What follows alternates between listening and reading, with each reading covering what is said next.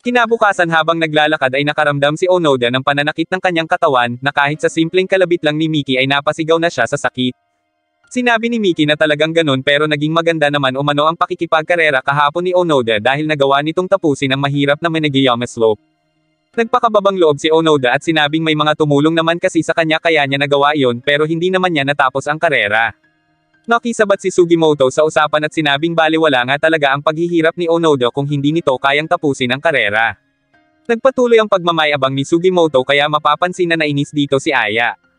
Sa ibang bahagi ng paaralan pinuntahan ni Ima Izumi ang kanilang team captain upang makausap iyon tungkol sa pag-ayaw ni Kawada dahil lilipat na umano iyon sa tennis team. Dahil magkausap na rin lang ay sinabi na rin ni Kinjo na si Ima Izumi na ang mamamahala sa mga bagong kasapi ng cycling club simula ngayon.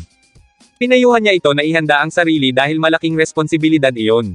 Pagkatapos ng klase ay nagkasabay sina Naruko at Onoda sa daan, at doon ay sinabi ni Naruko na kakatapos niya lang magsanay sa tabing dagat at diretsyong paakyat ng bundok dahil hindi niya nagustuhan ang pagkatalo niya nung nakaraan. Ngunit nakiusap si Naruko na huwag nang banggitin ni Onoda kay Ima Izumi na nagkita sila ngayon dahil nahihiya ito na malaman ni Ima Izumi na nagsasanay siya ng matindi.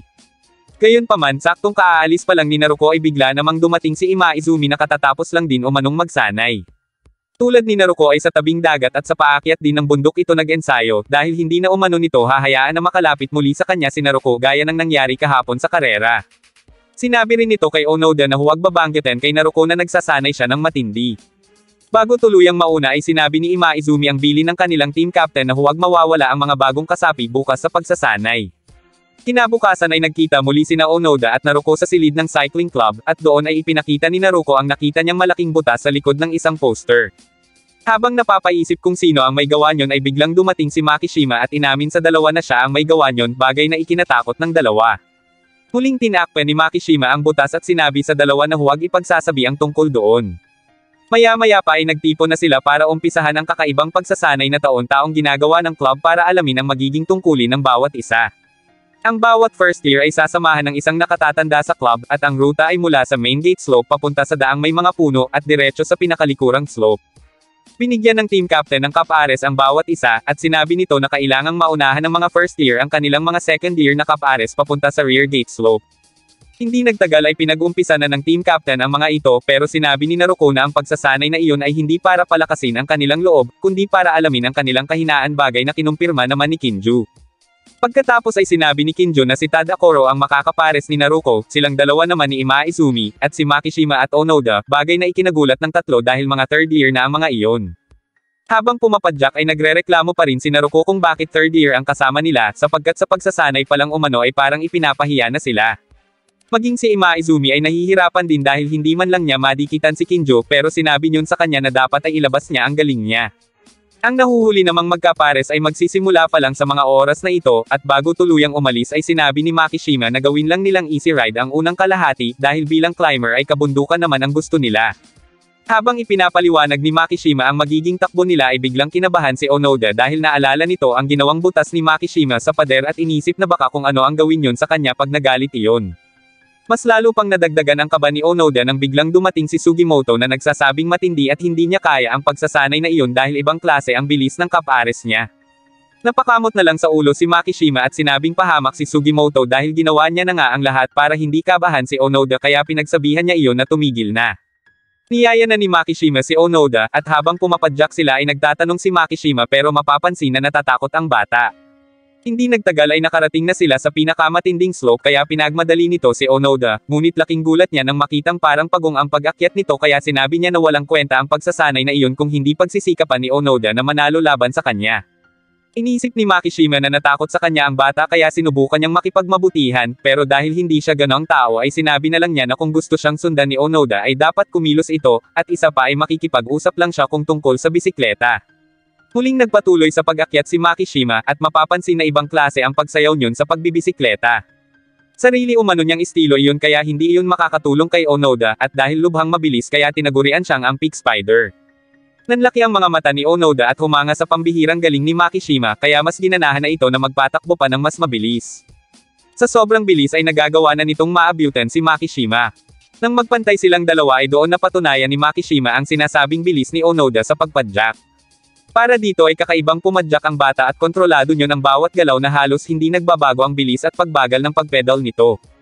Ilaw pa pero na kay Onoda na umano ang katangian ng isang mahusay na siklista.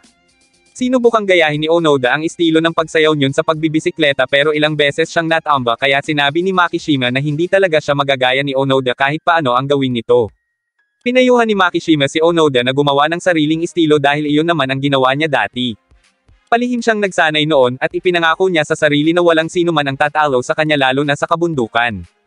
Naisip ni Onoda na tama si Makishima kaya sinabi nito na tingnan nila kung ano ang magagawa ni Onoda gamit ang bilis nito sa pagpadyak laban sa isang tulad niya. Pagkatapos ng pagsasanay ay naisip ni Onoda na mabait pala si Makishima di tulad ng inaasahan niya pero nagtataka pa rin siya kung ano ang nangyari sa butas sa pader. Dahil alam ni Makishima na gustong malaman ni Onoda ang dahilan ay ikinwento niya na rito ang nangyari. Ayon dito, noong unang taon pa lang niya noong nagsisimula pa lang siyang magsanay ay hindi niya mapigilan ang sarili niya. Bawat pagsasanay niya noon ay itinatala niya sa pader pero nang mabalitaan niya na isang senior ang nakaalam ng ginagawa niyang iyon sa pader ay nagkunwari siya na hindi totoo ang tungkol doon. Samantala, halos palubog na ang araw pero humihirit pa si Naruko kay Tadakoro na ulitin ang karera nila sa kadahilan ng pinipilit nito na maunahan iyon. Kinabukasan sa paaralan ay laking gulat ni Onoda nang malaman na 10 laps ang inikot ni Naruko at sina Ima Izumi at Kinjo naman ay nakatatlo. Humanga si Sugimoto kay Naruko pero dismayado pa rin naman ito dahil 2 beses lang naman umano itong nanalo. Nagawa lang nitong maunahan si Tadakoro noong napagod iyon kaya inisip ni Naruko na kulang pa talaga siya sa training. Para malibang ang problemadong si Naruko ay niyaya na lang ito ni Sugimoto na pumasyal sa mall pagkatapos ng klase nila, o di kaya naman ay pumunta na lang sila sa paboritong lugar ni Sugimoto dahil balita nito ay may mga bago dong sikat na batalyon. Ngunit tumanggi si Naruko nang biglang dumating si Ima Izumi at sinabing sasama siya. Dahil naiinis si Naruko kay Ima Izumi ay sinabi nito na ang mga iyon na lang ang pumunta. Pero para sa kaalaman ng tatlo, sinabi umano ng mga sophomore kay Ima Izumi na sa preliminaries malalaman ang magiging representative ng Chiba. Magsisimula yun ng alas 10 ng umaga at gaganapin sa espesyal na ruta ng Macau. Laking gulat ni Naruko nang malaman ang balita kaya naman mas pinili ng mga ito na hindi umaten sa klase at agad na kumilos para pumunta doon. Habang tumatakbo ay naiinis si Naruko sa kanilang team captain dahil hindi niyon ipinaalam sa kanila ang tungkol doon. Para kay Ima Izumi, hindi na umano sila sinabihan ni Kinjo dahil sa tingin nito ay hindi na sila kailangan sa prelims na iyon. Pagkarating sa pinagparadahan nila ng bike ay nagulat si Onoda nang malaman na magbibisikleta lang sila papuntang Makuhari sapagkat mommy bike lang ang meron siya. Gayunpaman, sinigurado naman ng dalawa na dadalhin nila doon si Onoda basta magtiwala lang ito. Pagkarating sa Makuhari ay agad na sumiksik ang tatlo papunta sa road race na katulad umano ng isang circuit ayon kay Naruko. Sa 10 laps na iikutin ay nasa pang-8 na ang mga kalahok kaya umiinit na ang laban. Ngunit napansin ng tatlo na hindi nangunguna ang Sohoko kaya pasigaw na tinanong ni Naruko kung ano ang nangyayari kay Tadakoro pero ang hindi nila alam ay may binabalak ang mga ito. Sumagot si Tadakoro na panoorin nilang mabuti dahil tatalunan nila ang nauunang grupo sa loob ng 1 minuto. Napaisip si Onoda kung magagawa nga kaya iyon ng Sohoko High na kasalukuyang nasa 3 pwesto at may 50 segundong layo at manguna sa loob ng 1 minuto sa natitirang 2 laps. Hindi nagtagal ay nagawa na ng Sohoko High na mauna sa Kasiwa East kaya sa huling laps ng laban ay sila na ang nasa pang-unang pwesto. Hindi na pinanood ng tatlo ang katapusan ng laban dahil alam nila na ang Sohoko High na ang panalo. Tumayo na si Naruko at naiinis nitong sinabi na hindi niya tuloy maisip ngayon kung paano niya matatalo si Tadakoro, habang si Ima Izumi naman ay nais na mapaalis si Kinjo sa kinalalagyan nito, bago man lang gumraduate ang mga iyon. Para kay Naruko, isang malaking pader ang mga senior lalo na nang mapanood niya ang mga iyon ngayon, kaya sinabi nito na gagawin niya ang lahat para sirain ang pader na iyon bagay na sinang-ayunan ng dalawa. Maya-maya pa ay lumabas na ang mga senior at doon itinanong ni Ima Izumi kung bakit hindi sila inimbitahan ng mga ito at kung bakit hindi man lang sinabi sa kanila ang tungkol sa prelims. Sinabi ni Kinjo na hindi na kailangan dahil kung napansin umano ng mga ito ay may mga bagong mukha kanina sa karera. Mga espiya na naroon para manood at makakuha ng impormasyon bilang sila ang malakas na grupo sa Chiba. Para kay Kinjo ay iniisip ng mga iyon na maliit na grupo lang sila at inaakala na 3 lang ang miyembro nila. Sapat na umano ang impormasyong nakuha ng mga iyon sa kanila, at ang binabalak sana ni Kinjo na palabasin na matatalo ang mga baguhan nilang miyembro sa Inter-High. Pagkatapos yun ay naglakad na paalis ang mga senior. Habang naglalakad ay iniisip ni Kinjo na pamilyar ang isang jersey na nakita niya kanina. Sa di kalayuan ay isang lalaki ang nagbabalita sa kanyang kasamahan tungkol sa Sohoko High na siyang representative ng Chiba. Nanalo umano ang mga iyon sa preliminaries ng 3 junior lang ang lumaban kaya dapat dagdagan pa nila ang kanilang pag-iingat. Pinaliit ng kausap nito ang Sohoku High at sinabing maliit lang pala ang pinagmamalaking team ng Sohoku High kaya sa ngayon ay ang Hakone Academy ang kailangan nilang pagtuunan ng pansin. Kinahapunan sa silid ng Sohoku High Club ay ibinalita ni Kinjo na magkakaroon sila ng overnight trip. May 2 buwan pa sila bago ang Inter-High kaya kailangan talagang galingan ng mga first year para manalo at hindi umano iyon madali kaya kailangan nilang magtulungan. Samantala, nakarating sa grupo ng Hakone Academy na ang Sohoku muli ang magiging kinatawan sa Chiba kaya sinabi ni Fukutomi sa sarili na darating si Kinju. Pagkatapos ay napag-usapan naman nila ang first year na si Monomi dahil hindi umano iyon uma-attend sa meeting nila pero sinabi ni Tudo na baka naroon pa rin iyon sa dati nitong gawi. Nang mga oras na iyon habang nagbibisikleta ay iniisip ni Monomi na baka galit na sa kanya ang mga kagrupo niya pero mas pinili pa rin talaga nito na mag-ikot-ikot muna papunta sa burol. Kinabukasan ay bumiyahe na ang grupo papunta sa Izu Camp na isang cycling sports center. Dinisenyo ang ruta niyon para lang sa siklista, walang mga traffic light at mga sasakyan kaya makakapag-practice sila hanggat gusto nila. Natuwa si Naruko nang malaman iyon ngunit nagulat ito nang makita na nasusuka na ang katabi niyang si Onoda. Dahil doon ay huminto muna sila pero habang sumusuka pa rin si Onoda ay dumating si Kinjo at sinabing aalis na sila sapagkat dapat makarating sila doon ng alas 10 dahil magsisimula na sila ng alas 11. Nag-alala si Naruko para kay Onoda pero sinabi ni Kinjo na iiwan na muna nila iyon dahil sinabi niya naman kay Kanzaki na daanan na lang ang bata kapag nagdala ng iba pa nilang kagamitan. Pagkaalis ng sasakyan ay naglakad si Onoda palapit sa vending machine para bumili ng tubig pero sa kanya lang naalala na nasa loob ng sasakyan ang kanyang bag kung saan nakalagay ang kanyang pitaka. Sinubukan niyang pigilan ang kanyang sarili na huwag uminom tulad ng ginawa niya noon nung nagtitipid pa siya ng pera para lang makabili ng capsule toy. Ngunit hindi yun umubra dahil sa sama ng kanyang pakiramdam hanggang sa mapadapa na siya sa kalsada. Sa kabutihang palad, napadaan si Monomi at inialok kay Onoda ang baon nitong juice. Agad iyong tinanggap ni Onoda at papisil na uminom sa bote habang tinatanong ni Monomi kung saang school ito pumapasok. Itinanong din nito kung nagbibisikleta ba si Onoda kaya nagtaka ang ating bida. Napangiti si Monomi at sinabing iyon ay dahil sa paraan ni Onoda ng pag-inom sa bote, sapagkat ang mga tao lang na madalas gumamit yun ang nakakaalam kung paano buksan ang takip pati na rin ang pagpisil doon para mas marami ang lumabas na tubig. Kumanga si Onoda kay Monomi kaya napatanong siya kung isa ba itong detective. Natawa si Monomi sabay tayo at sinabing isa lang siyang simpleng siklista na pumapasok sa Hakone Academy. Nabaitan si Onoda sa lalaki at napansin niya kung gaano kaganda ang bike nito. Nagkwentuhan silang dalawa at nabanggit ni Monomi na hilig niya ang pag-akyat dahil lumaki siya sa lugar na puro bundok. Hindi nagtagal ay nagpaalam na si Monomi dahil mahuhuli na umano ito sa klase, at bago tuluyang umalis ay nagpakilala muna ito kay Onoda. Nagpasalamat si Onoda at sinabing tulad ni Monomi ay mahilig rin siyang umakyat ng bundok. Maya-maya pa ay nakarating na rin si Onoda sa training camp, at habang nag-aayos ng gamit ay ipinakita ni Sugimoto ang mga binili niyang DVD ng Tour de France para may mapanood sila pagkatapos mag-ensayo. Sinabi ni Sugimoto na ipapaliwanag niya kay Onoda ang lahat ng teknik habang nasasabik naman si Naruko at sinabing manood na sila ngayon. Ngunit sinabi ni Imaizumi na maghanda na ang tatlo sapagkat kailangan nilang bisitahin ang ruta dahil balita nito ay hindi magiging madali ang training na iyon at talagang mapapasabak sila ng husto. Lumabas na sila at doon ay ipinaliwanag na ni Imaizumi sa mga kasamahan ang tungkol sa racetrack. Pagkatapos yun ay tinipon na ni Kinjo ang lahat pero bago nito ibigay ang schedule ay ipinaalam muna nito na may sakit si Sakurai kaya hindi iyon naka-attend, habang ang dalawa namang second year ay mas pinili na lang na hindi sumali sa training dahil naranasan na yun ng dalawa kaya alam nila na mahihirapan lang sila sa pagsasanay. Pagkatapos ay ipinakita na ni Kinjo ang mga headlights na para sa bawat isa at sinabing simple lang naman ang training. Kailangan lang ng mga ito na magpahinga at magbisikleta sa sarili nilang oras ng 1,000 kilometro sa loob ng 4 na araw. 250 kilometro kada araw at pagkatapos ng bawat lap ay itatala ng mga sensor ng bike ang distansyang natapos nila at ang lap na naikot nila.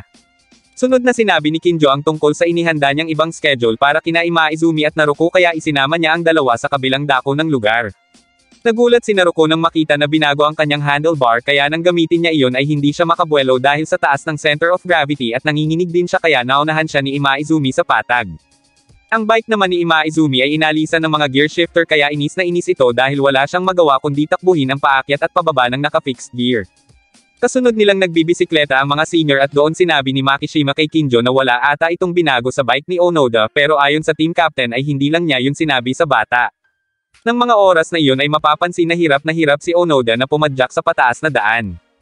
Sinabi ni Kinjo na hindi agad iyon mapapansin ni Onoda sa unang tingin pero pinipigilan yon ang kakayahan nito sa pag-akyat sa bundok. Patayan umano ang 1,000 kilometro dahil sa hirap ng pag-ensayo, at para makatakbo ng 250 kilometers kada araw ay kailangan ng mga itong bantayan ang mga katawan at kontrolin ang kondisyon sa 4 na araw. Makabuluhan umano ang bawat pagbabagong ginawa ni Kinjo at kailangan iyong kayanin ng bawat isa dahil alam naman nila na mas mahirap pa ang Inter-High, at kung sino mang hindi makakatapos sa training na iyon ay tatanggalin nila sa team. Nagpatuloy ang mahirap na pagsasanay hanggang sa malaman ni Onoda mula kay Sugimoto na napapaghulihan na siya at tuluyan niya ng hindi kinaya.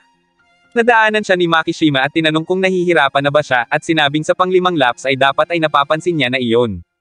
Hindi nito alam kung dahil baguhan pa lang si Onoda o masyado lang talaga itong masigasig.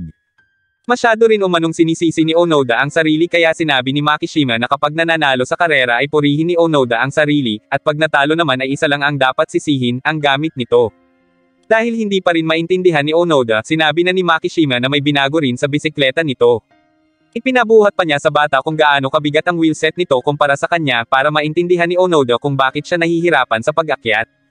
Gayunpaman, pinalakas pa rin ni Makishima ang loob ni Onoda at sinabing ganoon din siya noon, sinasabi ng lahat na wala siyang talento pero alam niya sa sarili niya na meron, at pinatunayan niya yun sa lahat. Kaya ang payo niya kay Onoda kung magaling lang ito sa isang bagay ay ano na lang ang gagawin nito kapag nawala iyon. Kailangan umano iyong malampasan ni Onoda kung meron pa itong gustong maabot. Pagkatapos ay nagpatuloy na si Makishima at ganon din si Onoda pero talagang nahihirapan pa rin ito kaya sinabi ni Makishima na mag-shift lang ng 2 gear pababa. Babagal lang umano ang pace nito pero mas mapapadali naman ang pagpepedal nito. Agad yung ginawa ni Onoda at napatunayan nito na tama nga si Makishima. Dahil doon ay sinabi ni Onoda na kaya niya na iyon. Muling nagkasabay sina Kinjo at Makishima at dahil napansin ni Kinjo na nag-iba na ang pagtakbo ni Onoda ay tinanong niya si Makishima kung may sinabi ito sa bata. Sinabi ni Makishima na wala naman siyang sinabi masyado pero para kay Kinjo ay nais nito na matuto si Onoda na mag-analyze at humawak ng sitwasyon sa sariling pamamaraan kaya huwag umano iyong tuturuan. Ngunit para kay Makishima ay mahina si Onoda pagdating sa ganon dahil may mga tao talaga na hindi kayang umabante kung hindi itutulak. Kinagabihan pagkatapos ng unang araw ng training ay tiningnan ni Kinjo ang talaan ng kabuoang distansya ng bawat siklista. Ang lahat ay nakakuha ng hindi bababa sa 200 kilometers maliban kay Onoda na nakakuha lang ng 165 kilometro pero para kay Kinjo ay mabilis pa rin iyon kumpara sa inaasahan nito.